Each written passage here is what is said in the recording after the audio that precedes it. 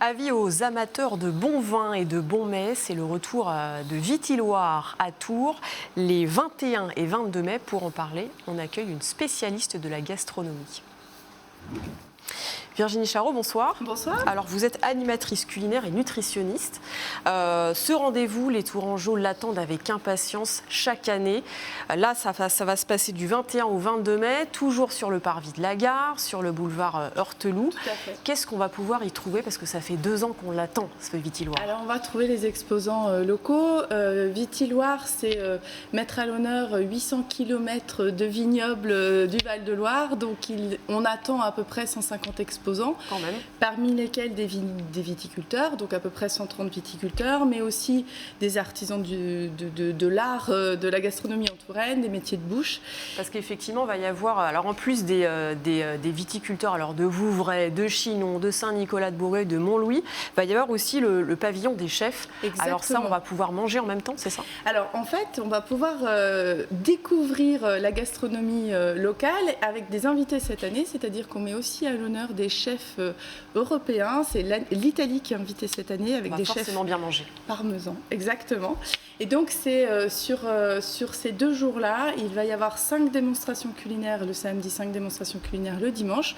Donc ce sont des chefs, mais ça peut être des chefs de grands restaurants. On aura par exemple les Gens Heureux, la Tortinière, ça peut être Nicolas Léger de la pâtisserie Léger, mais il y a aussi une chef par exemple de restaurant scolaire qui va venir aussi faire une démonstration. C'est original, c'est donc bien. C'est une démonstration culinaire autour d'un produit de Touraine, en accord mets et vin avec un vin de Touraine. On a aussi les représentants de la sommellerie française qui seront avec nous. Alors par exemple, si on prend un plat italien, allez, on va dire un plat de pâtes à l'italienne, quel vin, vous qui êtes spécialiste, vous mettriez avec? Eh bien alors, donc c'est pas moi qui vais le dire justement, et c'est les sommeliers qui sont avec nous sur ce festival et qui vont proposer des accords mets et vins. Alors là, comme ça peut être un chenin qui va venir accompagner des pâtes, mais peut-être qu'ils proposeront aussi un sauvignon ou un vin un peu plus corsé en fonction justement de ce que le chef aura préparé.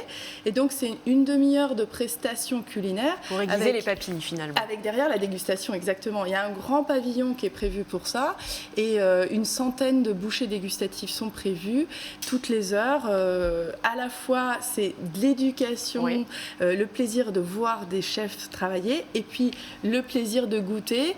Et justement, les sommeliers qui sont là pour nous parler des accords mets et vins. Oui, parce que l'idée, c'est pas forcément de faire la tournée en fait de toutes les petites cahutes des vins et de boire un verre à chaque fois. C'est justement de découvrir aussi des saveurs un peu différentes avec des vins bio, des vins qui ne le sont pas, etc. Et d'être à la rencontre directe aussi des producteurs qui vont vous parler de leur terroir, de leur manière aussi de transformer le vin, de leur manière de faire vivre justement leur terroir. Alors justement, une petite question, vous qui êtes nutritionniste, le vin, alors c'est notre terroir, au pays de Rabelais, c'est notre terroir.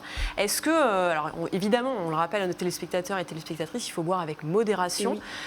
Un petit verre de vin par jour, ça passe? C'est bon pour la santé? Alors, ça dépend de chacun, quand même, parce que ça dépend de l'état de santé de chacun. L'alcool est un mauvais produit par rapport à la santé, mais un petit peu consommé justement dans le cadre d'un repas, c'est-à-dire dilué avec le repas en dégustation, parce que justement, là, on parle de petite consommation, c'est tout à fait possible. Et alors après, c'est à chacun individuellement, parce que ça dépend tellement de l'état de santé des gens. Donc avec modération, oui, en accord mets et vins, bien entendu. Et je pourrais vous dire ça avec tout produit alimentaire finalement, que ce soit le fromage de chèvre, que ce soit les asperges, les fraises. Tout doit se consommer en juste dose. Un juste équilibre. Exactement. Merci beaucoup Virginie Charot pour ces précisions. Avec on vous plaisir. donne rendez-vous donc le 21 et 22 mai à Tours pour cette nouvelle édition de Vitilloire qu'on attend avec impatience. Merci beaucoup. Et puis, ça y est, on connaît l'adversaire du TVB pour les demi-finales du championnat de France. Ce sera Narbonne. Dimanche à Grenon pour assister au premier match. Coup d'envoi à 17h. L'autre demi-finale opposera Montpellier à Chaumont. Et justement, Chaumont, on finit ce journal avec l'ouverture aujourd'hui du Festival international des jardins de Chaumont-sur-Loire, qui fête cette année ses 30 ans. Le thème 2022, le jardin idéal, mélange d'œuvres d'art, de potager, d'effets d'optique ou encore d'espace zen. Une vraie balade dépaysante à ne pas rater.